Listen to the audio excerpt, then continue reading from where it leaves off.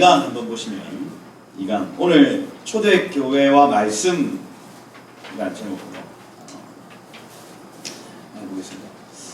프롤로그는 아까 했으니까 말씀 가지고 마지막 때 승리한다 했죠. 그래서 마지막 때는 승리하는 교회 회복할 전통이 있는데 그 말씀이다 하는 거예요. 요한계시록 12장 11절 말씀에 우리 형제들이 어린 양의 피와 자기들이 증언하는 뭘로요? 말씀으로 그들을 이겼다 이렇게 되어 있습니다. 그래서 여러분의 입에 담는 말, 그 말씀으로 마지막 때 교회는 승리한다. 회복되어야 되는 이유가 이제는 분명해졌죠.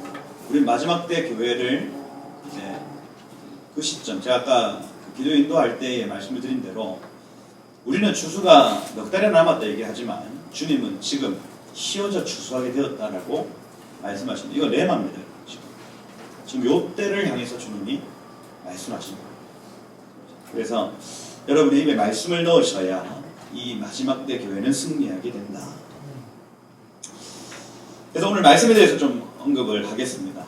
여기 오늘날의 성경 연구 방법이 있습니다. 저도 신학교에서 배운 성경 연구 방법이 있어요. 12단계인가 10단계? 몇 단계예요? 10단계. 10단계. 우리 고려신학대학교에서 가르쳐주는 그 성경 연구 방법의 10단계가 있습니다. 무슨 배경을 알아봐야 되고 원어를 가지고 본인의 말로 이렇게 적어봐야 돼요. 원어를 해석해가지고 본인의 말로 이렇게 번역을 하는 겁니다. 그렇게 근데 설교 준비하는 사람 아무도 없습니다. 잘 찾아보면 없어요. 그 다음에 비평도 찾아봐야 되고 10단계로 성경 연구를 이렇게 쭉 해야 된다 하고 가르침을 받았어요. 근데 이게 가르침을 받아놓으니까 무시가 안 됩니다. 이게 어디서 신학을 했느냐에 따라서 이 설교 스타일이 달라지는데 그렇게 한 3년 정도 계속 배움을 받으니까 저도 의도적으로 내지는 불안합니다. 그렇게 안 하면 불안해져. 이게 그런 게 있어요. 여기에서 말하는 거는 오늘날의 성경 연구 방법 안에 좀 난점에 대해서 여기 먼저 소개를 하는 겁니다. 첫 번째 연구 방법은 뭐냐면 각 구절과 단어를 묵상하고 주의 깊게 읽는 묵상법이 있습니다. 묵상. 이거를 쉽게 얘기하면 큐티예요, 큐티. 오늘날 큐티합니다, 큐티. 그래서 양보다는 질에 중점을 두고 성경을 읽는다는 거예요. 여러분들도 한번 체크를 한번 해보시면 내가 성경을 읽을 때 오늘 50장 읽어야지 이렇게 안 읽고 오늘 요 본문을 좀 깊게 읽어야지 하는 건 이거 첫 번째 단계예요. 양보다는 질에 중점을 두고 이 접근법은 묵상법은 모든 단어를 주의 깊게 묵상하기 위해서 그 이외로부터 교훈을 얻어서 내가 오늘 하루를 산다. 요런 묵상의 방법이 있다. 성경 연구 방법입니다. 묵상법이라고 합니다. 그리고 두 번째, 학구적인 분석, 이 학문적 분석으로 성경 말씀을 공부하는 해석의 방법, 해석법이라고 해요. 묵상법과 해석법 이 두 가지로 이 모든 이 성경을 대하는 어떤 방법을 두 가지로 요약하면 그렇습니다. 묵상을 하든지 해석을 하든지요. 그래서 이 해석법은 보편적으로 그래서 이 10단계 성경 연구 방법 이거 해석법입니다. 그래서 역사적, 지리적, 배경, 원어, 그 다음에 그 각 사람의 이름들의 의미, 숫자, 상징 이런 것들을 깊게 살펴가지고는 이것이 뭘 의미하고 뭘 강조하는지를 공부하고 연구하는 거예요. 이게 동서양을 막론하고 거의 대부분의 교회의 설교와 이런 것들이 여기에 두 번째 방법, 해석의 방법으로 이루어진다. 그런데 이렇게 설교하는 교회도 많지 않습니다. 거의 대부분은 첫 번째 묵상법, 묵상을 해가지고 세 개의 주제를 만들어내서 3대지 설교를 합니다. 하여튼 그런 게 있습니다. 3대지 설교를 해가지고 사람의 마음에 감동을 주고 적용까지 다 해주는 거예요. 저희 생명수 교회의 방법은 두 번째 오히려 해당하는 방법, 해석법입니다. 여러 가지 의미와 이런 것들을 분석해가지고 하나님의 말씀을 이해하는데 역점을 두는 거죠. 이해하는. 오늘 하나님 말씀 좋았어. 내 이해했어. 깨달았어. 오늘 내가 이걸 알겠다. 몰랐던 본문이었는데 알게 되었네. 목사님께 감사해. 이렇게 하는 거예요. 이해가 되십니까? 이 두 가지 방법으로 종결된다. 근데 이 두 가지 방법에 한계가 있습니다. 첫 번째는 뭐냐면, 첫 번째 이 묵상법의 한계는 뭐냐면, 하나님의 사람들이 말씀과 교제하는 데 있어서 빈곤하겠다. 이건 뭐냐면 개인적 선호와 확신에 근거해서 해석의 위험이 있다는 거예요. 그러니 개인적인 삶에 안 와닿으면 이 말씀이 해석이 안 돼요. 그래서 레위기 말씀을 읽는데 해석이 됩니까? 안 되죠. 왜냐하면 내 삶하고 아무런 상관없는 말씀인 거다. 욥기 이런 거 읽어보면요, 막 엘리바스 뭐 이런 사람들이 막 얘기하는데 그래서 뭐 어쩌라고 이렇게 되는 거예요. 묵상법을 읽으면 개인적 선호와 확신에 근거해서 해석하는 그 난점이 있습니다. 이걸 보완하는 방법은 뭐냐면, 기도하는 분위기로 영의 등불을 밝혀서 말씀을 읽고 이해하는. 그러니 이 기도하면서 이 말씀을 막 읽어내려가면 묵상법 안에도 하나님의 뜻을 발견할 수는 있습니다. 보완할 수는 있다는 거예요. 근데 그 묵상법이 완전하지 않다. 완전하지 않아요. 그래서 사람의 혼이나 어떤 감정이나 개인적 선호도에서 이해와 묵상이 되어지는 것, 그 난점이다. 그래서 이해하기 어려운 성경 본문들을 무시하고 넘어가는 경향이 나타난다는 묵상법에는. 여러분 큐티 하다가 어려운 본문이 나오면 넘어갑니다. 왜냐하면 적용이 안 되기 때문에. 그리고 그 본문은 하나님의 말씀 아닙니까? 아니죠. 그 하나님의 말씀인데 우리가 어떻게 넘어가는 거거든요. 그렇게 되어서.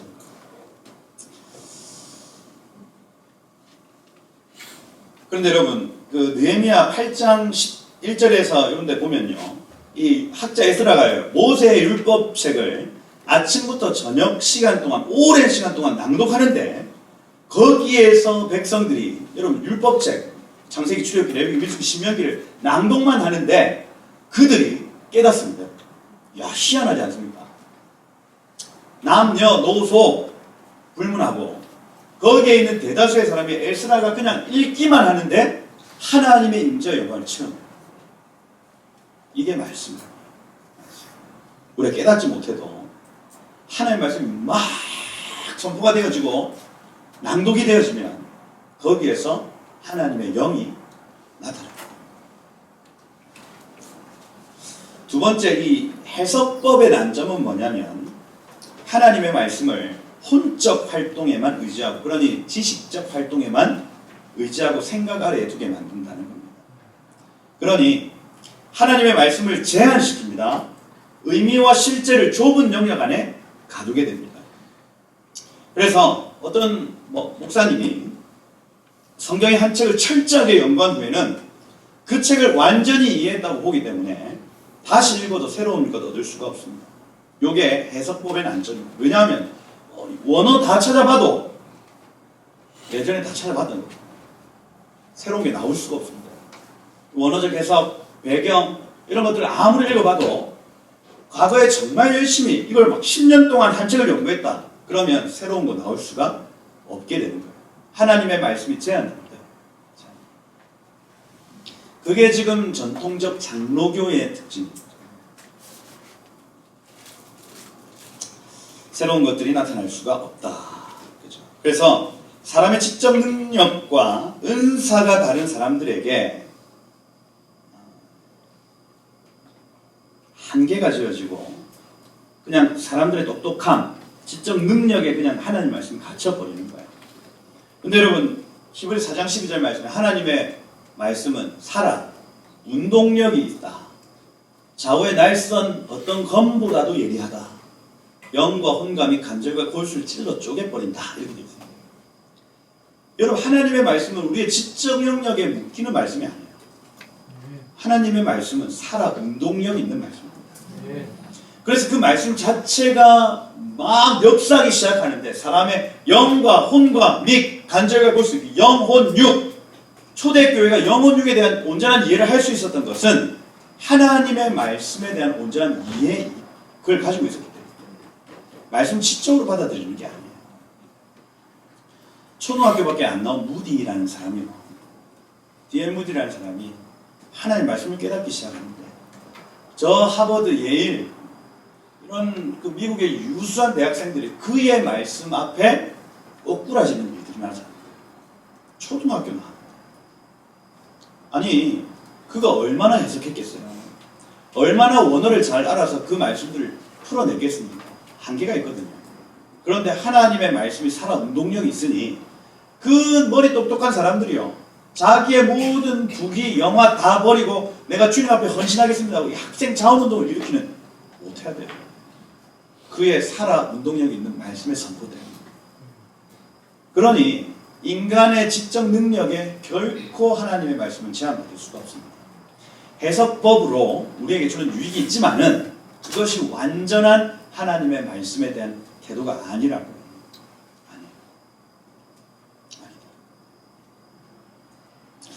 그래서 요 4번, 성경은 말씀이 뭐라고 하는가?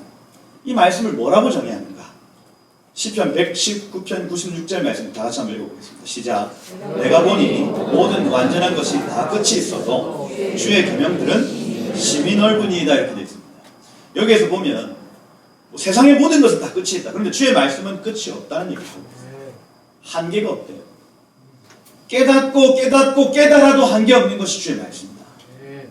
각 사람마다 다르고요. 할렐루야. 권사님들마다 다르고요. 집사님들마다 다르고요. 목사님들마다 다른 거예요. 하나님의 말씀은 끝이 없다. 한계가 없다. 심히 넓으시다. 이것이 성경이 말하는 말씀에 대한 태도입니다. 두 번째, 고린도전서 13장 12절 말씀 다 같이 한번 읽어보겠습니다. 시작. 지금은 내가 부분적으로 아냐. 그때는 주께서 나를 아신 것 같이 내가 온전히 알리라. 예언하는 것 부분적으로 하거든요. 하나님 말씀을 깨닫는 것도 부분적으로 합니다. 우리가 지금 알고 있고 해석하고 묵상하는 것 부분적인 겁니다. 주님이 이것을 풀어주시고 주님이 우리 가운데 계시되면 그거 완전한 겁니다. 그러니 그분이 나타나시기 전까지는 우리는 부분적인 것만 알고 있다는 거예요. 제가 지금 깨닫는 것도 부분적인 겁니다. 저의 시대에 제가 풀어낼 말씀이 있다. 양결 목사님의 시대에는 양결 목사님이 풀어낼 말씀이 있고 저의 시대에는 제가 풀어낼 말씀이 있는 거예요. 그거 각자가 다 달라요. 아브라함은 아브라함의 합당한 말씀을 풀어내고 모세는 모세가 풀어내야 될 그 말씀을 풀어내고 우리 각 사람은 은사와 부르심에 따라 하나님의 계시의 통로가 되어 그 비밀들을 풀어내는 거예요. 할렐루야. 그러니 제가 이런 어떤 책들을 대하고 하는데 마음에 감격이 오는 거예요. 야, 이거 누가 설교를 잘하고 못하고 이거 나에게 관심이 없다 이제. 나는 나에게 합당한 비밀을 풀면 되는 것이고, 이건 여러분들도 마찬가지예요.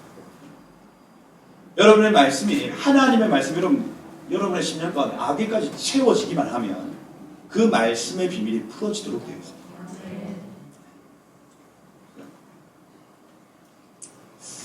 성경은 무한하신 하나님의 말과 생각을 담고 있기 때문에 이 성경은 제한이 없다는 겁니다. 모든 시대, 어느 곳, 모든 사람에게 동일하게 적합하고 유효합니다. 그래서 영적으로 성숙한 자든 교육을 받지 못한 자든 뛰어난 자든 각자에게 맞는 다양한 수준으로 하나님의 말씀이 역사됐다. 그 말씀의 동일한 결과는 생명과 평안입니다. 생명과 평안.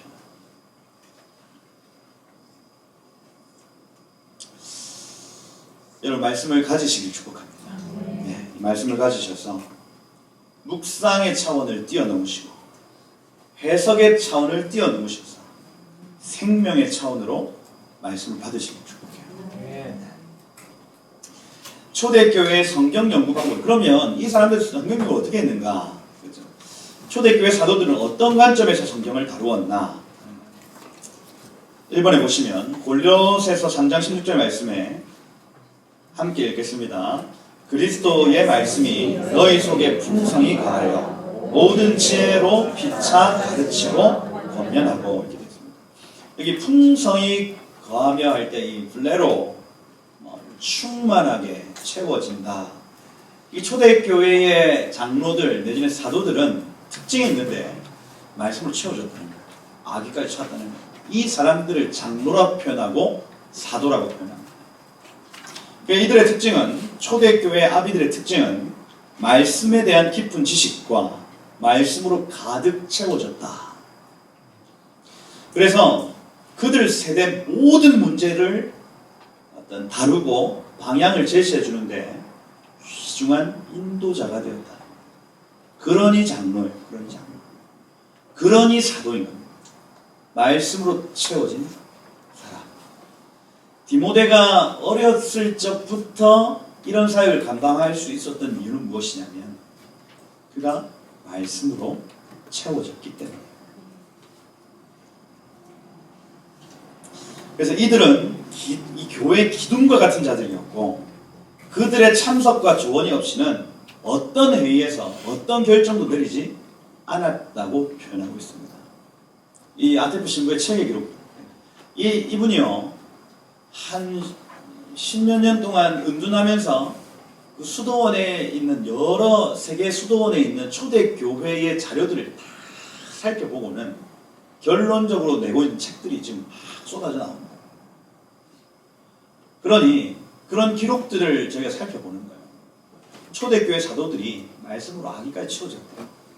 그리고 그 모든, 그러니까 무슨 공의회 할 때 313년 이전에 있었던 어떤 회의들 안에는 사도들과 이런 어떤 말씀으로 채워진 사람이 오지 않으면 그 회의가 진행을 하지 않았다. 말씀의 사람이 오지 않았다. 이해가 되십니까? 교회가 그런 공동체예요. 초대교회로 돌아가셔야 됩니다. 그래서 저희 장로님들, 목사님들, 또 안수집사님들 같은 경우에는 예비 장로님들 아니겠습니까? 이 교회가 성경 30독 이상 해야 장로를 준다. 이거를 기준을 낮췄죠. 왜냐하면 힘드니까. 15독 이상 해야 준다. 이렇게 지금 낮추고 있습니다. 합당한 거라고 봅니다. 근데 그걸 묵상으로 해석으로 읽는 게 아니라 영으로서 읽는 것, 생명으로 읽는 그 사람들이 교회의 리더십이 되는 거예요. 생명수 교회 이왕 이렇게 된 거, 저는 이 시스템 자체가 완전히 바뀌어야 된다. 이게 사도적 교회가 되면 이 말씀으로 채워진 리더십들, 그들의 온전한 결정, 이런 것들이 회복돼야 됩니다. 초대교회적 시스템으로 회복돼야 돼요. 그러면 지금 기존에 계신 장로님들, 기존에 있는 목사님들, 리더십들이 요런 어떤 개념들을 가지고 계셔야 돼요. 여러분 어차피 저희는 한국 이 조국 대한민국 교회에서 이제 뭐 이단합니다. 그렇죠? 그러니 열방으로 이 눈을 돌릴 수밖에 없어요. 열방에 그냥 우리가 그냥 막 무턱대고 나가요. 그거 아닙니다. 하나님이 우리의 비전을 주신 거예요. 초대교회로 회복해라. 그리고 그것을 갖다 열방 가운데 흩어뿌리는 것이다. 말씀의 사람들이 일어나야 됩니다. 교회 기둥 같은 자들이 일어나야 됩니다. 그리고 이번에 보시면 그들은 하나님의 말씀을 어떻게 다루었는가. 1번에 2-1 하나님의 말씀에 뭘 알고 있었다고요? 신비를 알고 있었다 이렇게 되어 있습니다. 여러분 하나님의 말씀이 신비입니다. 이 신비는 미스테리온 비밀이에요. 비밀. 그래서 골로새서 4장 3절 말씀에 에베소서 3장 4절 말씀에 그리스도의 비밀을 깨달은 것을 내가 그리스도의 비밀을 깨달은 것을 너희가 이제 알 수 있으리라 이렇게 되어 있거든요. 그리스도의 비밀이 있대요. 성경 말씀 안에 자세히 읽어보면 내지는 이걸 정말 생명으로 읽으면 그리스도에 대한 비밀이 존재한다. 제가 시편 강해를 쭉 새벽기도 때 하면서 정말 놀랬던 게 뭐냐면 각 시편 안에 그리스도가 있습니다. 야 이거 희한합니다. 예배를 깊이 하고 기도를 깊이 한 다윗과 같은 자는요 깊은 예배와 깊은 기도 가운데 뭘 봤냐면 그리스도를 봤어요. 또 지혜가 충만한 솔로몬이요 아가서 전도서 이런 걸 보면 그 안에 그리스도를 발견해요. 그리스도의 비밀을 각 시대마다 풀어내는 자들이 존재한다. 이 비밀을 사도들이 알았습니다. 성경을 읽는데 그냥 무슨 배경을 알고 비평을 알고 이렇게 읽는 게 아니라 그리스도의 비밀을 알고 싶어서 성경을 읽는 거예요. 그리고 그 비밀을 캐냅니다. 할렐루야. 그게 초대교회예요. 그 다음에 에베소서 5장 32절에 이 비밀이 크도다. 나는 그리스도와 교회에 대해 말하노라. 이 남녀 내지는 이 아내와 남편의 관계를 얘기하면서 이 비밀이 크다라고 얘기를 하면서 이 교회에 대한 비밀, 그리스도와 교회에 대한 비밀이 있다고 얘기를 해요. 그러니 여러분 이 결혼 안에는 예수님, 신랑 되신 예수님과 신부된 교회에 대한 비밀이 존재합니다. 이걸요 결혼 생활 안에서 내지는 말씀을 읽는 중에 발견할 수 있대요. 그 비밀을 캐내셔야 됩니다.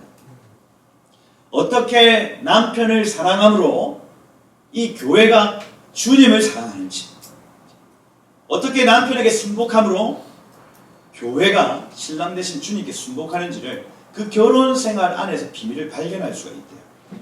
비밀을 캐내는 겁니다.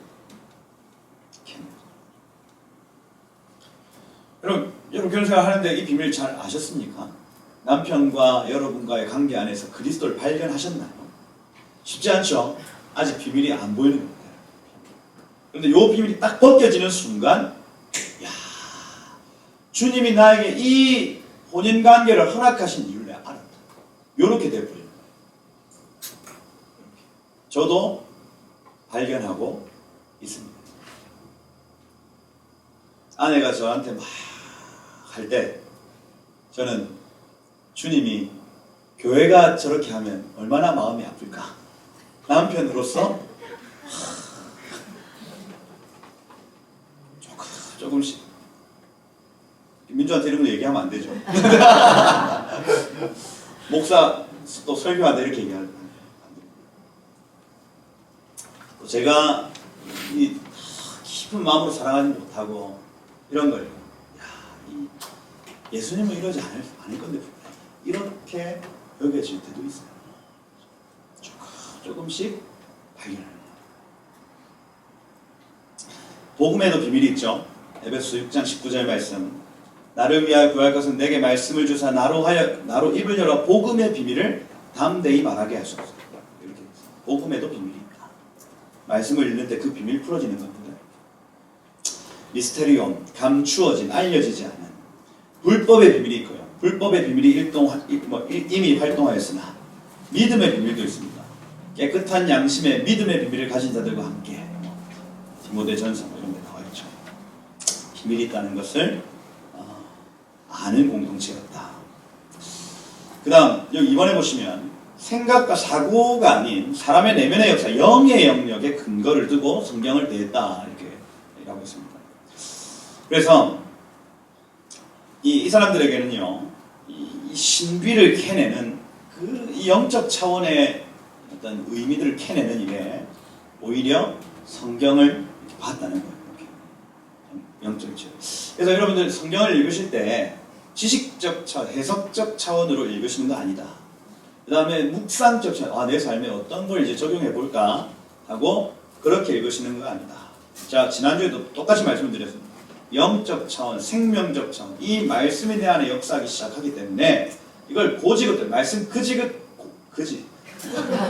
고지것대로 내가 읽고 읊조리기만 하면 이 말씀 스스로가 내 안에 일한다. 요렇게 읽으셔야 돼요. 암송하고 말씀에 대한 태도를 초대교회적 어떤 태도로 바꿔내야 하겠다. 15분 남았네요. 말씀에 대한 초대교부들의 5가지 영적 접근 이렇게 있습니다. 자, 이 사람들이 5가지로 접근하는데 첫 번째는 우리 제목 한번 읽어보겠습니다. 두꺼운 제목 시작. 하나님의 말씀은 하나님의 숨결이다 이렇게 되어 있습니다. 디모데후서 3장 16절 말씀에 모든 성경은 하나님이 뭘로 됐다고요? 감동으로 됐다. 이게 데오 푸뉴스토스 이렇게 돼요. 푸뉴스토스. 데오스 하면 하나님이고 푸뉴 하면 숨결, 숨쉬다라는 단어예요.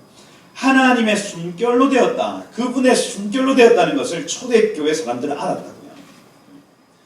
말씀을 믿음으로 읽고 하나님의 숨결이 내 안에 들어가서 내가 하나님의 생명을 받는다고 인식했다고. 이 말씀을 그냥 읊조리는데 그 숨결이 내 안에 지금 역사하고 그 생명이 내 안에 들어온다고 여겼다고. 말씀을 읽는 거예요. 할렐루야. 그렇게 말씀을 읽는 거예요. 실제로 하나님의 말씀을 생명 담고 있습니다. 여기에. 그냥 이 말씀이 그냥 책인 것 같지만 이 안에 생명을 담고 있다고요.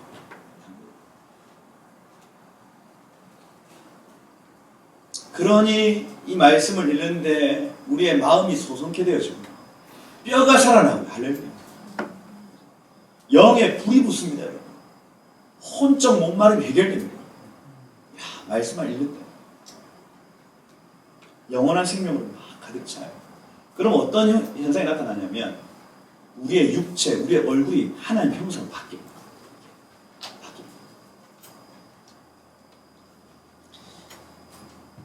이 말씀을 믿음으로 읽으면 우리가 하나님의 형상이 되어지더라.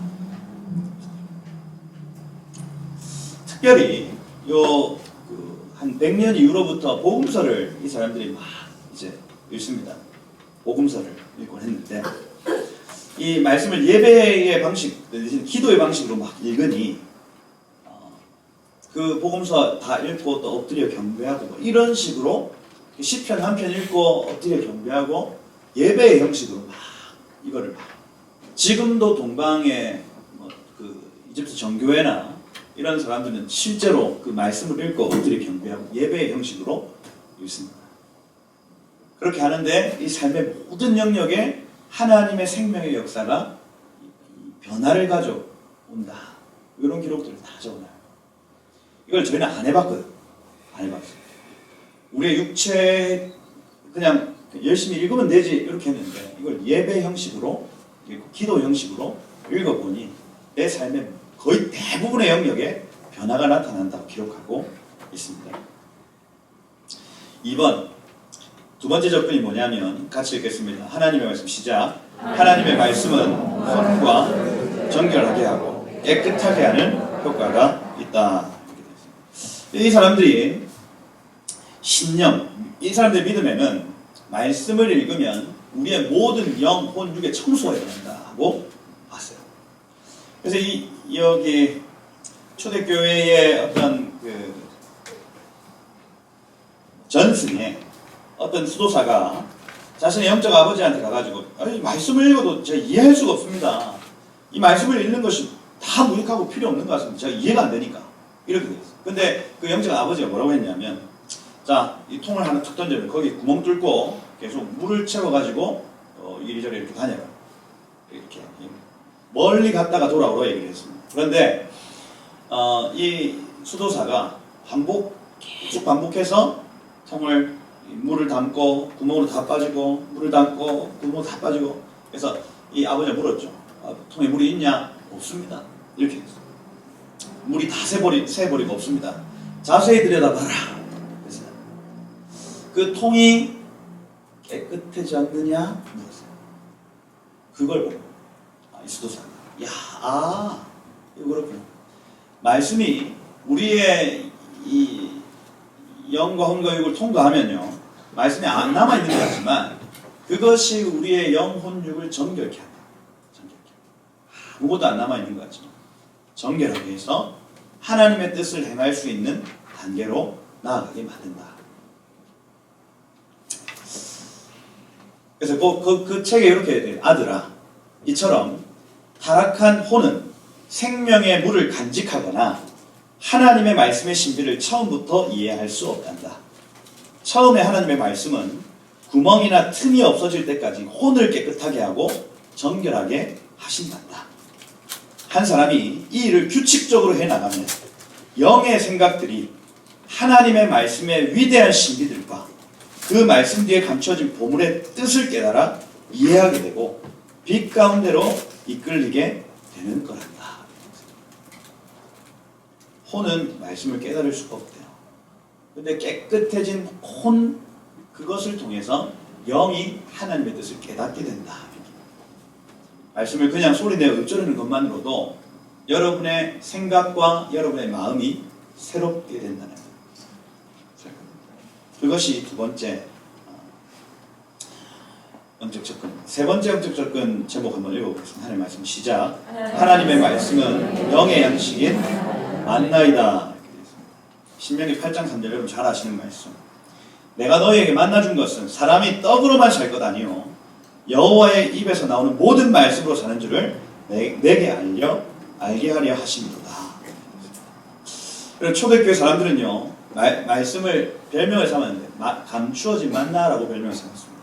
그래서 영의 영양을 공급하는 신비한 음식이며 영을 살아나게 하고 영의 성장을 돕는다고 봤습니다. 그래서 이 사람들 은어로 뭐라고 표현했냐면 말씀을 씹어 먹는다 표현. 씹어 먹는. 실제로 막 씹어 먹는 게 아니고 그 영어 단어 외운다고 영어 사전 씹어 먹어 보셨? 그런다고 영어 단어 외워집니까? 아니, 말씀 역시 마찬가지입니다. 그냥 찢어가지고 먹는다고 말씀 씹어 먹는 게 아니라 육적인 거죠. 이거를요, 영적인 양식을 먹는다라고 표현을 합니다. 그래서 여러분, 이 속사람의 음식은요, 겉사람의 음식은 여러분 정말 음식입니다. 우리가 먹는. 오늘 저녁에 여러분 뭐 드셨어요? 여러분 뭐 그게 여러분의 겉사람의 양식이에요. 우리 속사람의 양식이 뭐라고요? 말씀이라고요, 말씀. 이 말씀을 계속 씹고 막 들이키시고 드셔야 하는. 그래서 이 초대교회의 사람들에 의하면 말씀을 씹어 먹는다의 뜻은 말씀을 규칙적으로 진지하게 읽고 이해 유무와 상관없이 계속 읽는다라는 의미입니다. 다시 초대교회 사람들의 말씀을 씹어 먹는다의 특징 내지는 해석은 말씀을 규칙적으로 진지하게 읽고 이해 유무와 상관없이 계속 읽는다. 규칙적으로 계속 읽는다. 이걸 씹어 먹는다라고 표현합니다. 이분들은요, 성경의 주석, 해석 참고하지 않고 있습니다. 우리 지적 영역이 아니기 때문에. 그래서 제가 과거에 했던 결정을 잘 했다. 저는 성경 주석, 해석 안 보기로 40세 이전까지는 안 보기로 결정하고 오직 원어 사전만 보겠다. 그러니 사람들이 못 보던 것들을 봐요. 물론 틀리면 나중에 사과하면 되고, 뭐 어렵습니다. 내가 잘못 깨달았다. 사과하면 되고. 그런데 그런 결정들을 젊을 때 했었습니다. 근데 제가 요 문구를 읽는데 소름이 돋았어요. 주님이 나를 준비시키셨구나. 다른 사람들의 어떤 지적 해석 이런 것들이 참고할 수 있지만 그 진리 아니겠구나. 이렇게 받아들였어요. 여러분, 왜냐하면 하나님의 말씀은 하나님의 말씀으로 설명되기 때문입니다. 할렐루야. 말씀이 말씀을 설명합니다. 그래서 신구약 마찬가지입니다. 특정 단어들을 이해하려고 애쓰지 않고 말씀 자체를 받아들인다.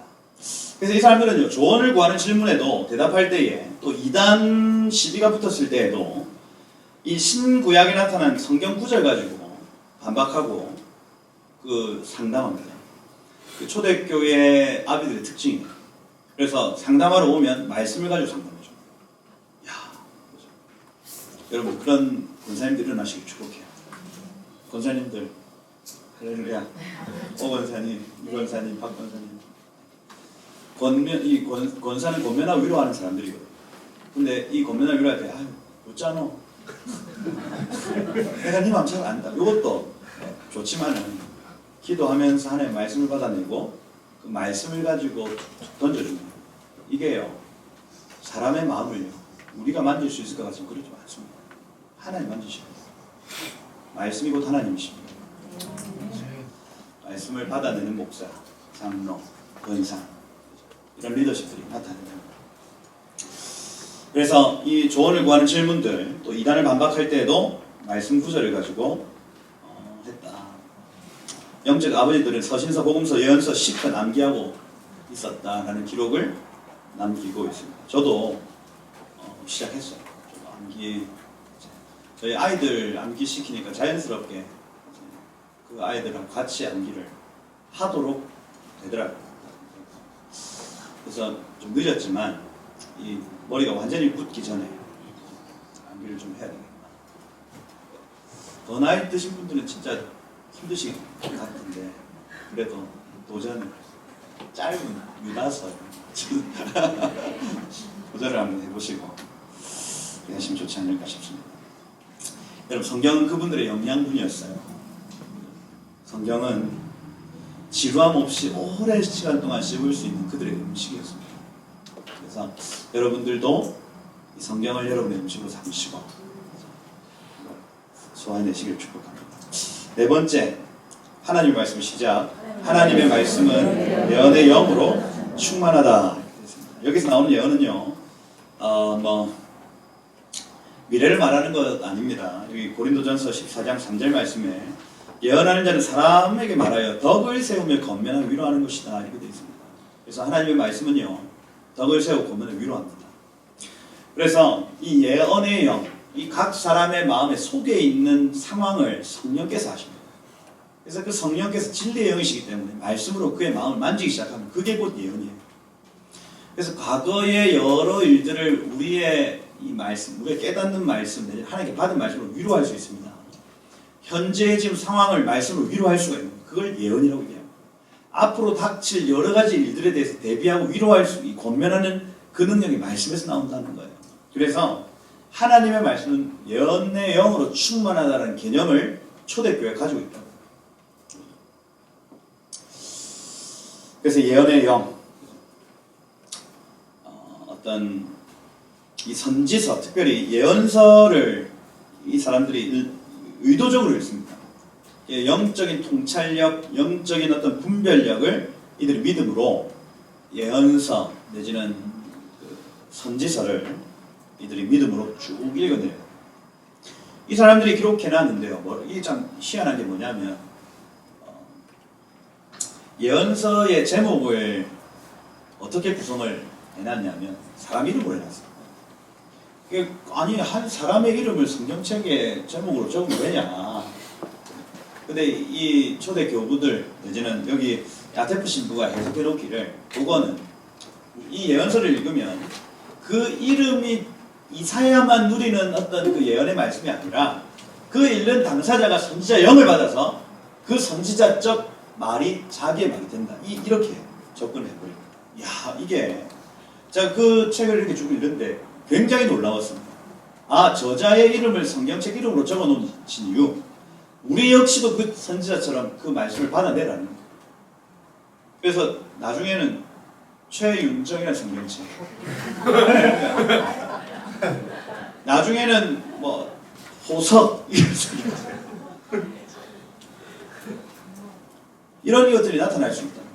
근데 여러분, 선지서를 보시면 알겠지만 대다수의 근거가 모세오경, 함부로 적어놓지 않아요. 모세오경을 근거로 예언의 말씀들이 터져나오는 겁니다. 외우고 읊조리고 암기했던 말씀을 근거로 선지서가 풀이가 됩니다. 여러분의 삶에도 마찬가지예요. 있어야, 근본이 있어야 예언도 되어집니다. 그래서 의도적으로 선지서를 읽으면서 그것을 자기 것으로 삼는다. 이게 초대교회 전통이에요. 선지서 중요합니다. 영적 분별력, 통찰력이 선지서에서 온다. 그거 믿음으로 이렇게 받고 읽으면 그대로 되어집니다. 그게 초대교회 전통이다. 고린도전서 2장 5절 말씀에 누가 주의 마음 알아서 주를 가르치겠느냐. 그러나 우리가 그리스도의 말씀을, 이 마음을 가졌느니라. 선지서를 읽고 말씀을 읊조리기 시작하면 그리스도의 마음이 우리 가운데 온다. 그 안에 있는 통찰력, 분별력이 우리 가운데 온다. 여기 성자 시누다, 셰누다라는 이 사람이 있었는데, 이 사람이요, 놀라운 체험과 어떤 이런 것들을 기록해 놨다고 그 책에 나와 있었습니다. 어떤 얘기냐면, 이 파더 시누다라는 사람이 각 책을 읽으면 그 선지자가 와가지고 이 형제가 선지서를 다 읽을 때까지 그 옆에 서 있다가 읽기를 마치면 앉고, 그 다음 책을 읽으면 선지자가 파송돼가지고 만약 이사야서를 읽으면 이사야 선지자가 이 안절부절 못하고 그 옆에 서 있는 거예요. 그거를 영적 감각으로 본 겁니다. 그래서 이 성경의 비밀, 이 성경을 깊이 읽다 보면 이런 일들이 나타나는데 성경의 저자가 와서 글을 돕는다. 한 번은 이렇게 막 읽다가 선지자가 하도 기니까 밤새도록 읽는데 말라기까지 가다 졸았어. 말라기 선지자가 떠나지도 못하고 가만히 쳐다보고 이런 얘기들을 좀 놀랍지 않습니까? 여러분이 말씀을 읽을 때 여러분 옆에 성경의 저자가 앉아있고 졸면 그 마음이 어떻겠어요? 인간아. 그 신우다한테 그 형제가 막 졸고 있으니까 신우다한테 와가지고 말라기 선지자가 와서 부탁하다. 좀 깨워주라. 내가 지금 가야 되는데. 이런 영적인 체험들이 있다. 그래서 이 초대 교회의 어떤 그 성경을 깨닫는 깊이 이런 것들이 굉장히 영적이었다. 그래서 저희 장로교회에서 교회사를 공부할 때에 이렇게 성경을 대하는 거를 굉장히 좀 폄하하는 어떤 내용들이 분명히 있었습니다. 이렇게 막 무슨 너무 영적으로 해석한다 뭐 이런 표현들이 있거든요. 실제로 저희는 막 너무 그렇게 해버리면 저 좀 너무 같다 이렇게 해버립니다. 저도 이제 주로 장로교 쪽에서 이제 교육을 받아서 저 좀 너무한 것 같은데 이렇게. 근데 이런 체험들 안에서 사실은 레마로 깨닫게 하시는 여러 시대적 상황이 있어요. 저희는 시대적 상황을 안 듣고 그런 어떤 희한한 얘기들을 들어서 좀 너무 같다 이렇게 얘기하는데 그 당시에 지금 막 이 대한민국의 상황에 따라서 성경을 읽는데 여러 가지를 이렇게 보여주시는 것처럼 그 당시에 그렇게 보여주실 수 있었겠다 정도로 저희가 받아들여야 됩니다. 이해가 되시죠? 그래서 너무 같다 저 이단이다 이렇게 해버리면 그 좋은 전통들이 싸그리 그냥 거짓말 내지는 저거는 완전히 안 되는 거죠. 이렇게 돼요. 그러면 누가 손해냐면 우리가 손해. 그게 지금 기존 교단들이 다 잃어버리고 그런 겁니다. 그래서 저희는 그러지 맙시다. 할렐루야. 그래서 막 누가 뭐라 해도 그럴 수 있다. 그럴 수 있다. 그래. 그럴 수 있다. 막 무슨 진짜 이단 막 자기 교주 막 내가 예수다 막 이렇게 해버리면 그거 곤란하고 그러면 힘들고 그러지 않는 이상 저희가 그럴 수 있다. 그럴 수 있다. 이렇게 해주셔야. 그 다음 이 마지막 5번에 보시면 5번 하나님의 말씀은 같이 읽겠습니다. 시작. 하나님의 말씀은 갈급함을 통해 발전하여 사람의 형상의 변화를 가져온다. 이 초대교회 사람들이 말씀을 교제함에 있어서 가장 중요하게 여겼던 것이 뭐냐면 말씀에 대한 그들의 열정 또 깊은 영적 갈급함이 그들에게 있었다. 그래서 이 하나님 당신의 뜻을 알기 위한 열정이 그들이 너무 심했어요.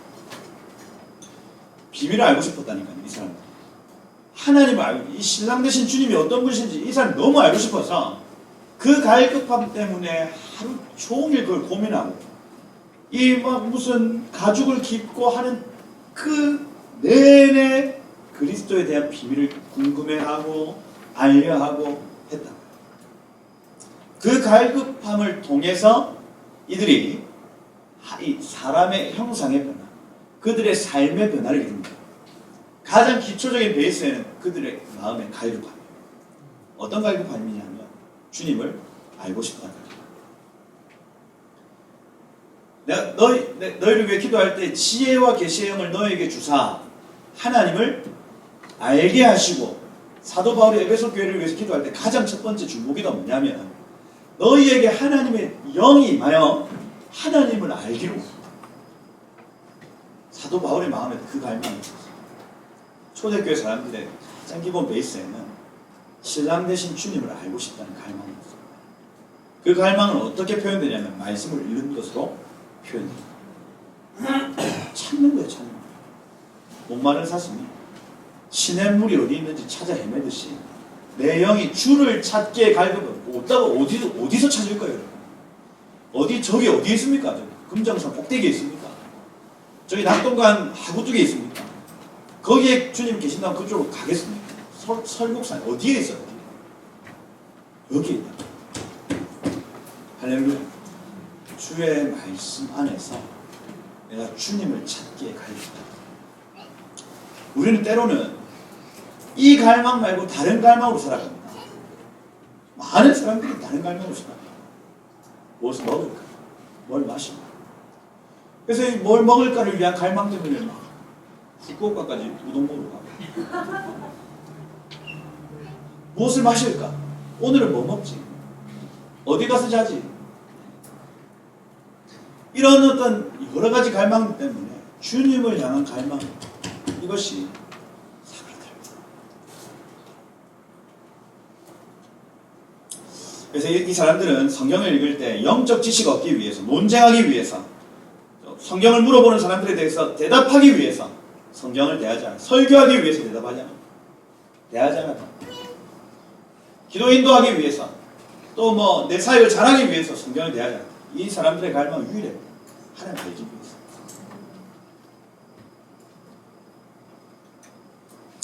위해서. 성 어거스틴, 그러니까 이런 사람들이요, 나는 말씀을 읽을 때 책 페이지에 쌓인 아기 예수를 봅니다.